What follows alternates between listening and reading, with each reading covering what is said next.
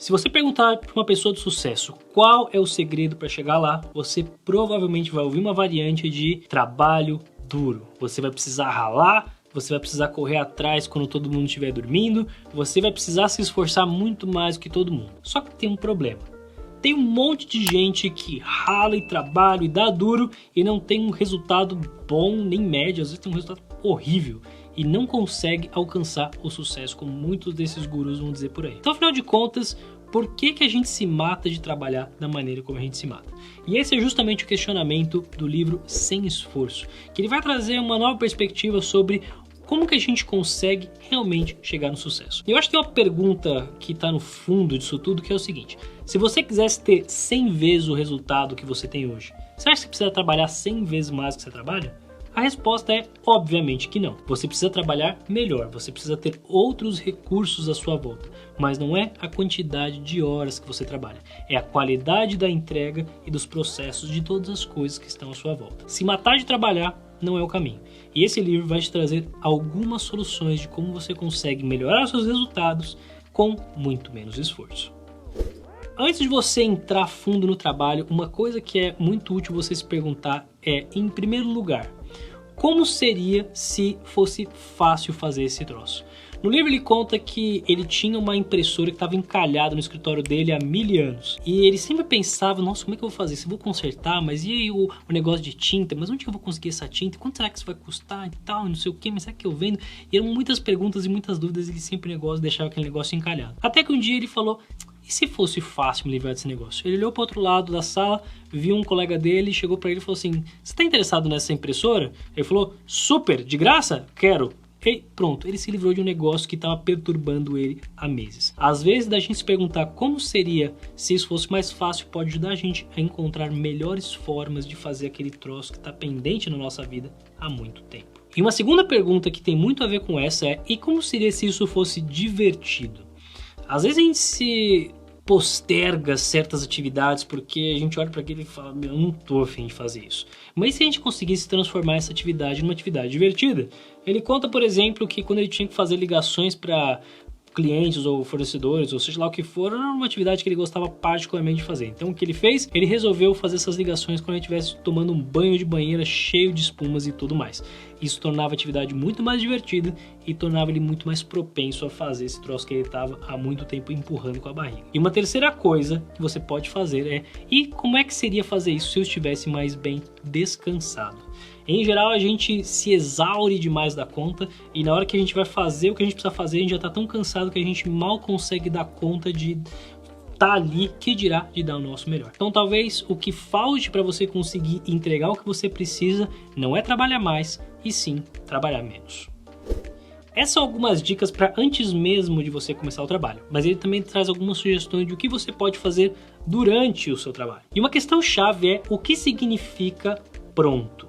Porque às vezes a gente precisa entregar um relatório, ou fazer uma apresentação, ou algum tipo de atividade criativa que não tem um limite muito claro de o que significa esse troço estar terminado. E o conceito que ele usa de pronto é o momento antes do qual o esforço que eu coloco é maior do que o resultado que eu tenho. Em algum momento, quanto mais esforço você coloca, vai chegar um ponto de virada em que você vai colocar esforço demais para ter resultado de menos. É você saber a hora de parar. Todos nós já passamos por isso, de acabar dedicando mais tempo do que a gente deveria para alguma coisa que simplesmente não faz sentido. Então, olhe com carinho para o resultado que você está buscando e para o esforço que você está investindo. É através desse equilíbrio que você vai encontrar um bom momento para parar, e esse momento vai ser um momento em que vai te dar muito mais tempo do que você tem investido. O segundo exemplo que ele traz é como é que a gente pode simplificar.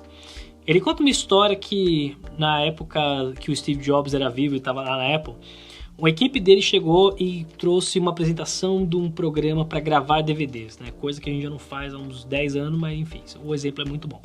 E os caras tinham gastado semanas, meses preparando esse software de como que eles iam gravar os DVDs e tudo mais, com as especificações, isso e aquilo. E o Steve Jobs, ele chegou na sala, ele pegou um quadro branco, desenhou um retângulo e colocou e falou o seguinte: este é o nosso programa. Eu quero que você arraste o arquivo aqui para dentro, Quando você soltar, vai aparecer um botão grandão escrito gravar, você vai clicar, vai gravar e acabou. Esse é o programa, não tem mais nada além disso. Às vezes a gente está tão preso nos processos existentes, com etapas desnecessárias e burocracia e coisas que não têm sentido, que a gente esquece como a vida poderia ser mais simples. Às vezes é mais fácil você começar do zero do que você tentar otimizar um monte de coisa que é completamente desnecessária. E finalmente, saiba aproveitar o poder do ritmo. Muitas vezes a gente trata o trabalho como se fosse um tiro, uma corrida de 100 metros rasos que vai acabar em 10 segundos. Mas o nosso trabalho muitas vezes é uma maratona. É uma coisa que vai se estender ao longo de meses, anos, décadas. E se a gente queimar a largada na primeira semana porque a gente está se matando de trabalhar, a gente não vai conseguir render o suficiente depois. E uma excelente dica que ele traz é estabelecer limites mínimos e máximos do trabalho que você pode fazer num dia. Então, se você quer ler, por exemplo, você tem uma meta de ler mais livros, você pode colocar um mínimo de páginas e um máximo de páginas. E se você quer trabalhar num relatório ou alguma coisa que precisa fazer um trabalho, você pode colocar um mínimo de palavras e um máximo de palavras. Quando você estabelece esse patamar mínimo e máximo, isso ajuda você a não gastar energia demais no curto prazo que te impeça de perdurar no longo. E finalmente, um último recurso que existe na nossa mão para conseguir render mais com menos esforço é aproveitar aquilo que vai render frutos depois que a gente terminar. E para isso ele traz alguns exemplos e 3 chamam a atenção. O primeiro deles é a questão do aprendizado. Mas não é qualquer aprendizado, são aprendizados dos primeiros princípios. Esse é um exemplo que ele usa do próprio Elon Musk. O Elon Musk, como você sabe, fundador da Tesla, da SpaceX, um dos empreendedores mais incríveis que passaram por esse planeta.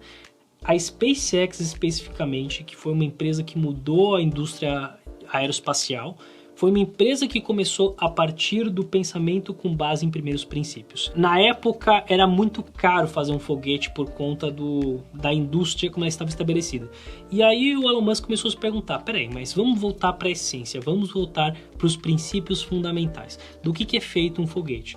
Bom, o foguete é feito de um elo disso e daquilo, vou precisar de combustível disso e daquilo, e quando ele começou a computar a essência, a base daquilo, ele começou a perceber que o mercado aeroespacial naquela época, ele simplesmente tinha intermediários demais, porque ninguém sabia fazer o troço como deveria, e tudo isso tornava o produto final muito caro. Então o que ele começou a fazer? A começar do zero. Ele começou a construir as próprias partes, ele mesmo, com a sua própria equipe, que foi o que permitiu que a SpaceX se tornasse o que é. Então, mais importante do que você aprender uma tática ou um esquema rápido é você aprender a pensar com base em princípios que você pode replicar e reaproveitar em diversos campos do conhecimento. Uma coisa que você vai aprender hoje uma vez, mas que você pode usar em diversos contextos para o resto da sua vida. Uma segunda coisa que você pode fazer é buscar prevenir.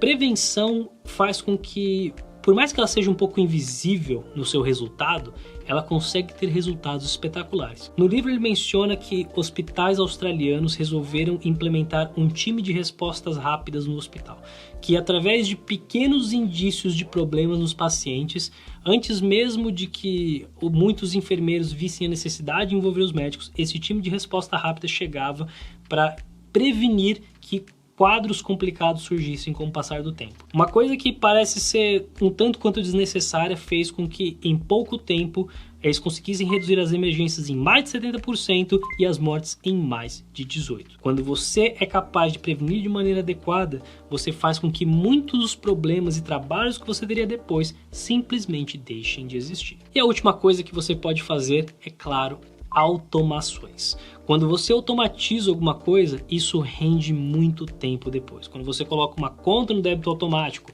quando você coloca um lembrete anual de check-ups médicos, quando você coloca o aniversário do seu amigo no seu calendário, todas essas coisas que você estabelece uma vez só vão render frutos para sempre. E automações pequenas, simples como essas, podem fazer uma diferença gigantesca com o passar do tempo. Quando você traz essas 3 coisas, você se coloca num estado para performar melhor. Quando você se prepara para trabalhar melhor durante a execução dos seus projetos e quando você trabalha de forma a que depois que você acabar você tenha os melhores resultados, são algumas das táticas que esse livro traz que podem tornar a sua vida muito mais fácil, com muito menos esforço e muito mais tempo. Uma das coisas que esse livro não cobre tão bem, mas que é absolutamente super relevante, é a questão dos hábitos. Construir bons hábitos tem muito a ver com essa ideia de você aproveitar os benefícios com o passar do tempo depois que você estabelece. E se você quer saber como estabelecer bons hábitos, eu vou deixar um vídeo aqui que vai te ajudar a construir excelentes hábitos para a sua vida também.